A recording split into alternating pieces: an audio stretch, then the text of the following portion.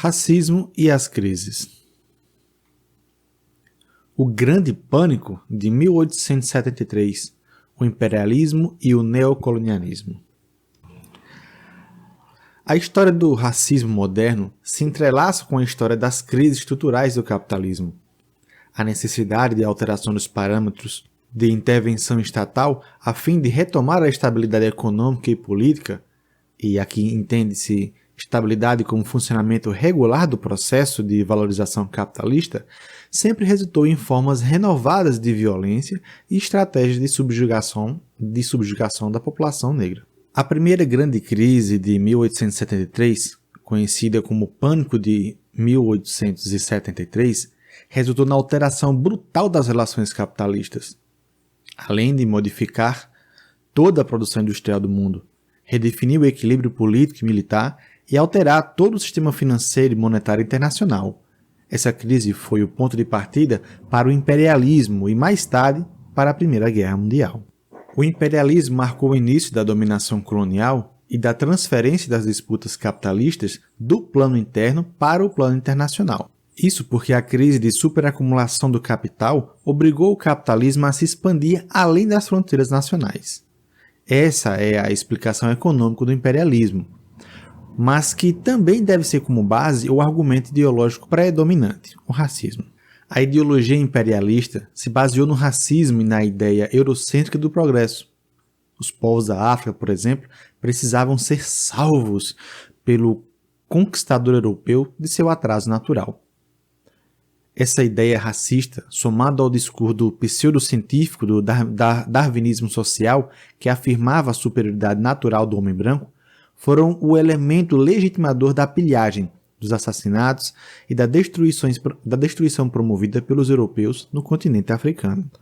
A fúria da conquista colonial, que teve em considerações racistas de superioridade civilizacional seu principal alicerce ideológico, até setores da Internacional Socialista, confinada basicamente à Europa, admitiram a expansão social em nome da obra civilizadora, e seus países se definiram como o alemão Eduard David, social-imperialistas. Produziu vítimas em número maior do que os holocaustos europeus no século XX e fez também nascerem movimentos de resistência que, finalmente, incorporaram os povos coloniais à luta da política mundial contemporânea. Achille Mbembe, em A Crítica da Razão Negra, apresenta os laços inextricáveis entre a morte e o negócio, na esteira da relação entre imperialismo e colonialismo e racismo. Abre aspas. Essa brutal investida fora da Europa ficará conhecida pelo termo de colonialismo ou imperialismo, entre aspas, sendo uma das maneiras de pretensão europeia ao domínio universal se manifestar. A colonização é uma forma de poder constituinte, na qual a relação com a terra, as populações e o território associa de modo inédito na história da humanidade as três lógicas da raça, da burocracia e do negócio, comércio. Na ordem natural, a raça opera enquanto princípio de corpo político. A raça permite classificar os seres humanos em categorias físicas e mentais específicas. A burocracia emerge como um dispositivo de dominação. Já a rede que liga a morte e o comércio opera como matriz fulcral, ou seja, fundamental do poder. A força passa a ser lei, e a lei tem por conteúdo a própria força. Fecha aspas. Crítica da Razão Negra, São Paulo, 2018, página 105 de Achille Mbembe. A Bolsa de Valores, o empreendimento colonial e o desenvolvimento do capital financeiro são, ao fim e ao cabo, os fundamentos econômicos que permitiram a constituição do racismo e do nacionalismo como manifestação ideológica do capitalismo após a grande crise do século XIX. A crise de 1929 e o welfare state e a nova forma de racismo. Após a Grande Depressão de 1929 e a Segunda Guerra Mundial, o arranjo social estabilizador resultou no regime fordista de acumulação e no welfare state. A produção industrial em larga escala e o consumo de massa foram articulados com uma ampliação dos direitos sociais e políticas de integração de grupos sociais no mercado consumidor. Entretanto, mesmo o Estado social keynesiano, ou welfare state, foi incapaz de lidar com os problemas sociais que estruturam o capitalismo. A desigualdade é um dado permanente do capitalismo, que pode ser, a depender de circunstâncias históricas e arranjos políticos específicos, no máximo maior ou menor.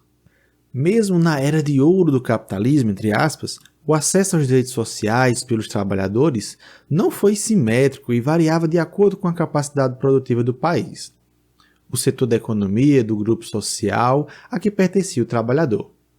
Setores de alto risco da economia e países de franca demanda interna, com baixa capacidade de inovação tecnológica, possuíam fracas redes de proteção social, com baixa permeabilidade às reivindicações da classe trabalhadora.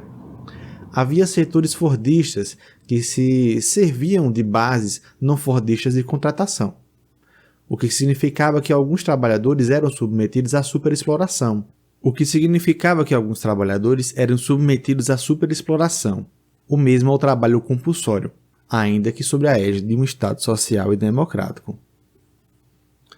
Outra importante distinção feita por Harvey para se compreender as limitações do welfare state é entre os setores monopolistas e competitivos da indústria. O setor monopolista se caracteriza por alta demanda, em que os conflitos encontram lugar para se converter em direitos. Já o setor competitivo é de alto risco, baixos salários e subcontratação, e é nele que as mulheres negros e imigrantes estão alocados, longe da proteção de sindicatos fortes e de incidência de direitos sociais. É dessa forma que o racismo e o sexismo colocam determinadas pessoas em seu devido lugar, ou seja, nos setores menos protegidos e mais precarizados da economia. A enorme contradição de uma sociedade que pregava a universalidade de direitos, mas na qual negros, mulheres e imigrantes eram tratados como no caso de polícia, gerou movimentos de contestação social que colocaram em xeque a coerência ideológica e a estabilidade política do arranjo socioeconômico do pós-guerra. Ressalta-se que até mesmo o movimento sindical e as organizações de esquerda mostraram profundas limitações, assim como acontece ainda hoje, para a realização de uma crítica e até mesmo uma autocrítica que expusesse o racismo e o machismo que impregnavam suas próprias estruturas. A única forma de lidar com a denúncia dos movimentos sociais, as contradições do welfare state, foi a criminalização e a perseguição dos radicais, entre aspas, criminosos e comunistas, que ameaçavam as bases de uma sociedade livre. Nota: citação do A Nova Razão do Mundo, Boitempo 2016, Christian Laval e Pierre Dardot. Neoliberalismo e o racismo. A crise do estado de bem-estar social e do modelo fordista de produção dá ao racismo uma nova forma. O fim do consumo de massa como padrão produtivo predominante e o enfraquecimento dos sindicatos, a produção baseada em alta tecnologia e a supressão de direitos sociais em nome da austeridade fiscal tornaram populações inteiras submetidas às mais precárias condições ou simplesmente abandonadas à própria sorte, anunciando em que muitos consideraram o esgotamento do modelo expansivo do capital. Chama-se por austeridade fiscal o corte das fontes de financiamento dos direitos sociais, a fim de transferir parte do orçamento público para o setor financeiro privado por meio de juros da dívida pública. Em nome de uma pretensa, entre aspas, responsabilidade fiscal, se ergue uma onda de privatizações, precarizações do trabalho e desregulamentação dos setores da economia. Do ponto de vista ideológico, a produção de um discurso justificador da destruição de um sistema histórico de proteção social revela a associação entre parte dos proprietários dos meios de comunicação de massa e o capital financeiro. O discurso ideológico do empreendedorismo, que a maioria das vezes serve para legitimar o desmonte da rede de proteção social dos trabalhadores e trabalhadoras, da meritocracia e do fim do emprego e da liberdade econômica como liberdade política, são diuturnamente são diuturnamente martelados nos telejornais e até nos programas de entretenimento. Ao mesmo tempo, se naturaliza a figura do inimigo, do bandido que ameaça a integração social, distraindo a sociedade que é amedrontada pelos programas policiais, pelo noticiário, aceita a intervenção repressiva do Estado em nome da segurança, mas que, na verdade, servirá para conter o inconformismo social diante do esgotamento provocado pela gestão neoliberal do capital. Mais do que isso, o regime de acumulação que alguns denominam de pós-fordista dependerá cada vez mais da supressão da democracia. A captura do orçamento pelo capital financeiro envolve a formação de um discurso que transforma as decisões políticas, em especial as que envolvem as finanças políticas e a macroeconomia, em decisões técnicas de especialistas infensas à participação popular. O esfacelamento da sociabilidade regida pelo trabalho abstrato e pela, abre aspas, valorização do valor, fecha aspas, resulta em terríveis tragédias sociais, haja visto que o movimento da economia e da política não é mais uma integração do mercado. Há que se lembrar que, na lógica liberal do mercado, entre aspas, é o da sociedade civil. Como não serão integrados ao mercado, seja como consumidores ou como trabalhadores, jovens negros, pobres, moradores de periferia ou minorias sexuais serão vitimados por fome, epidemias ou pela eliminação física, promovida direta ou indiretamente pelo Estado. Um exemplo disso é o corte de direitos sociais. Enfim. No contexto de crise, o racismo é um elemento de racionalidade, de normalidade, e que se apresenta como um modo de integração possível de uma sociedade em que os conflitos se tornam cada vez mais agudos.